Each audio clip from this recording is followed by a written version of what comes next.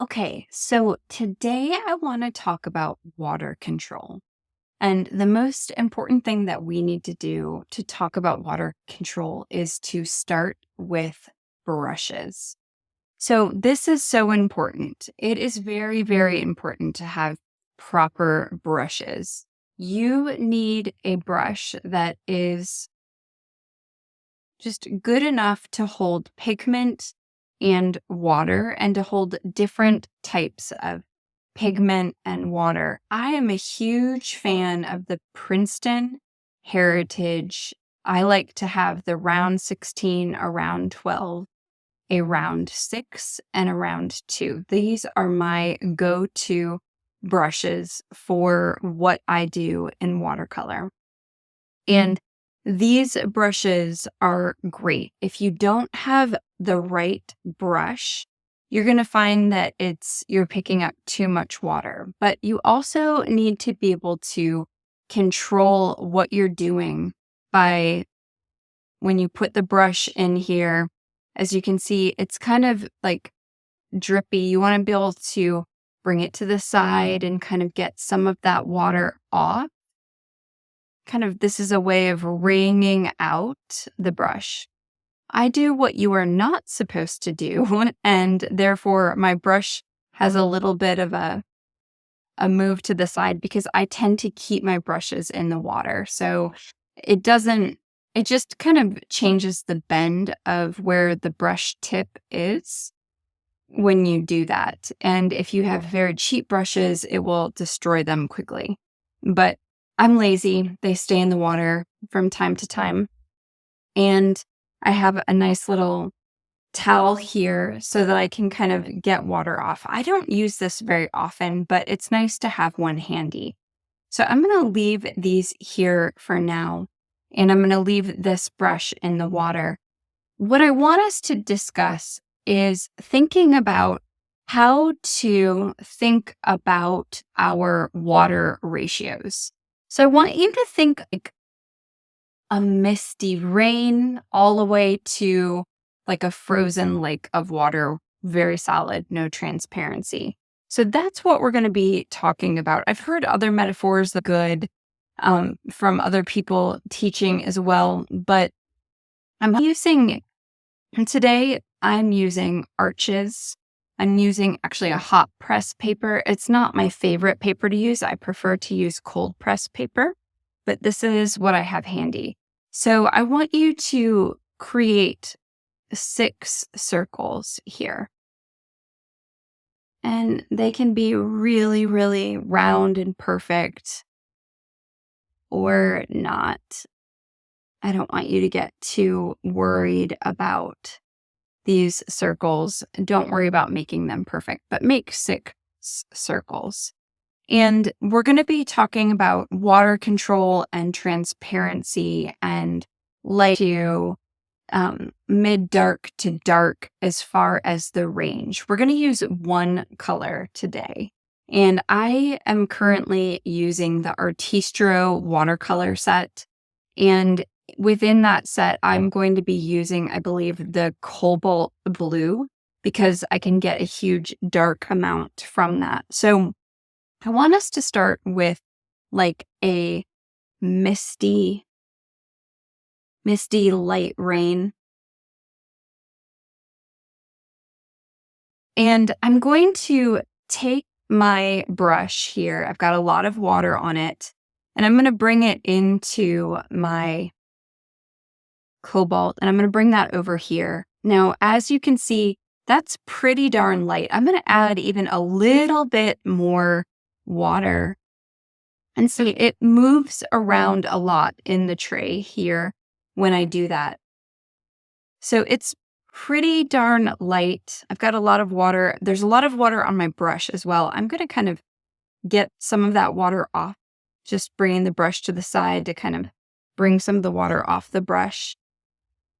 And I'm going to bring it back in here, and I'm just going to lay down this misty light color. As you can see, it's very transparent, like a very light rain, just very misty. You can see the pencil lines underneath, and I'm kind of going over the circle so you can see how it does that.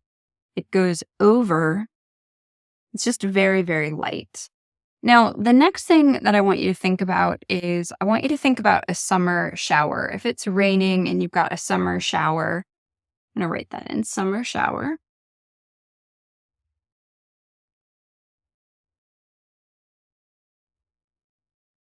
I'm going to get a little bit of water off my brush here, and I'm going to add a little bit more in, a little bit more pigment. So I'm just picking up this pigment right here and bringing it in. It's a little bit darker, right?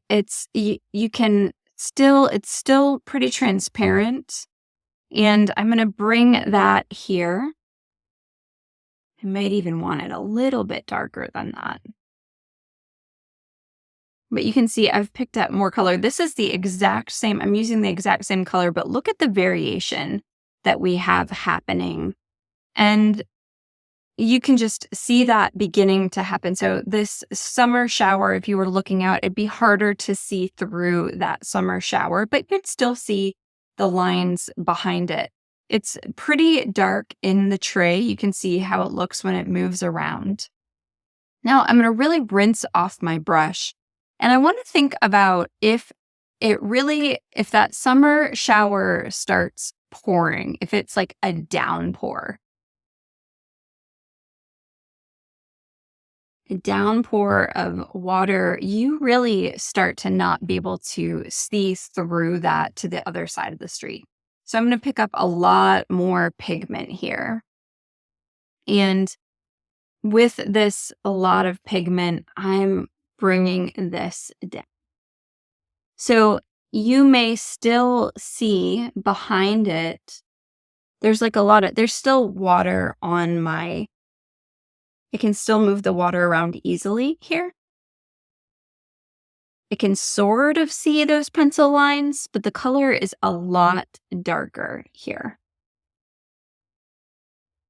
Still got that wet on wet happening.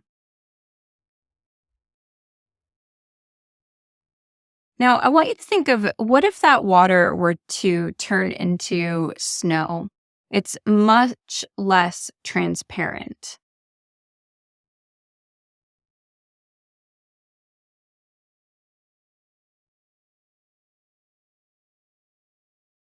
And so I want to rinse my brush off. I want to get a lot of this water off the brush because I really want to just start to just pick up more pigment than anything else.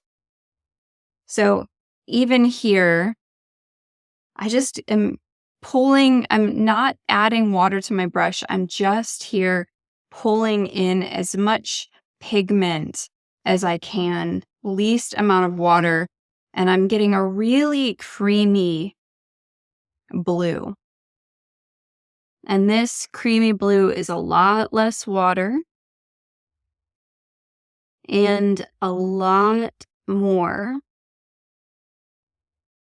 pigment. And here you can see, you can't really see the pencil lines behind that. So you can see it's starting to really become less transparent. Now, the next thing that I want you to think about, really, we only needed 5 because the next one, I want you to, very little water, picking up lots and lots of this pigment. I almost have too much water in the tray here, but I'm just picking up all pigment here.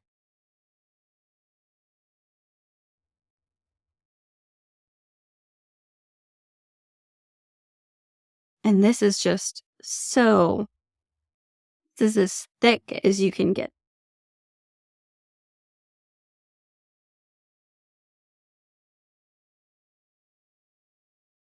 And this would be just absolutely frozen tundra right here. You can't see through it. I'm going to say frozen tundra.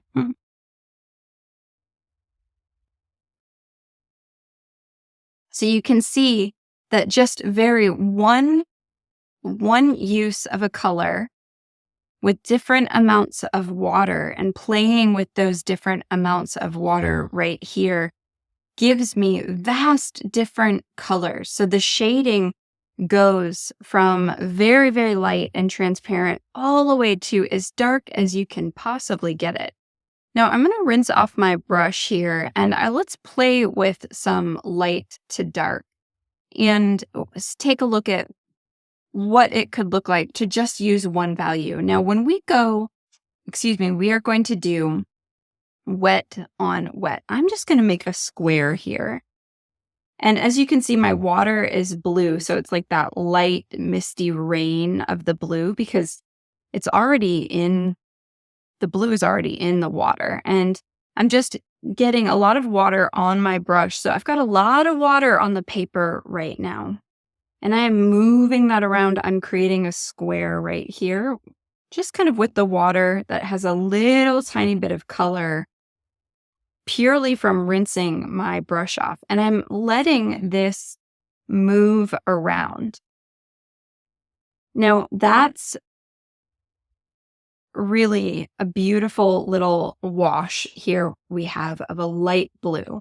Now, what you could do is if you want to allow that color to bloom, if you wanted to create a bloom, you could take your brush you've got pretty much all of the water already on the paper, almost very little water on the brush, and come back over to your pigment and get just so much pigment. As you can see on that brush, it's just absolutely full of pigment.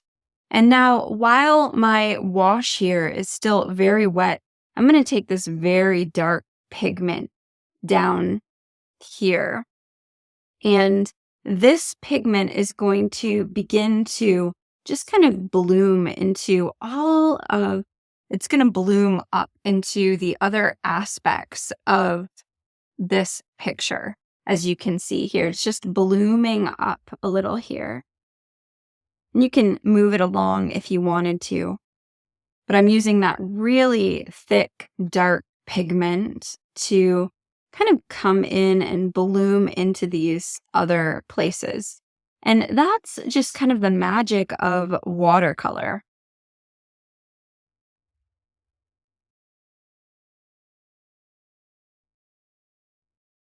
This is great if you're doing landscape.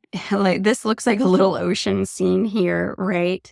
We could let this dry. We could bring more pigment if we wanted to in here. We could just make this a little bit darker all over and let it dry all over, really. Just moving the color around.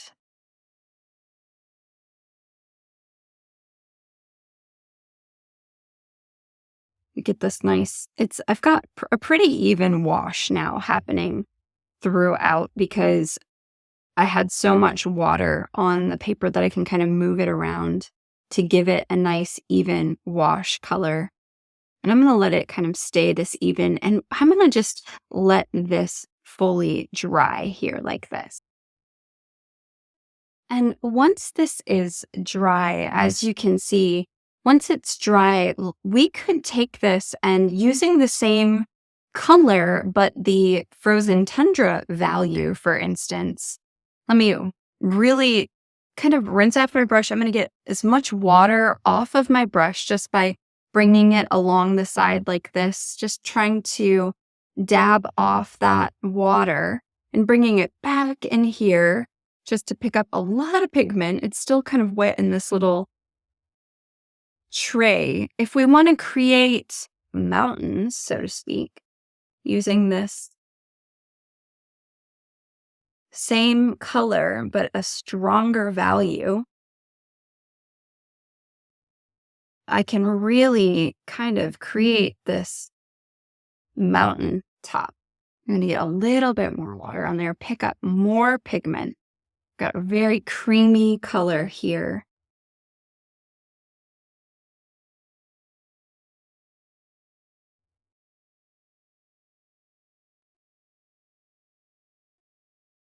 And just bringing this in like so.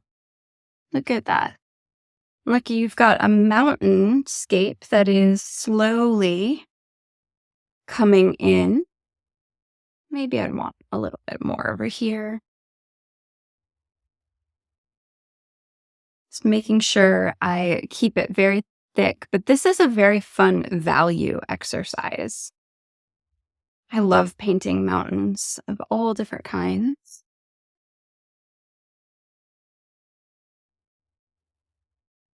Keeping this thick.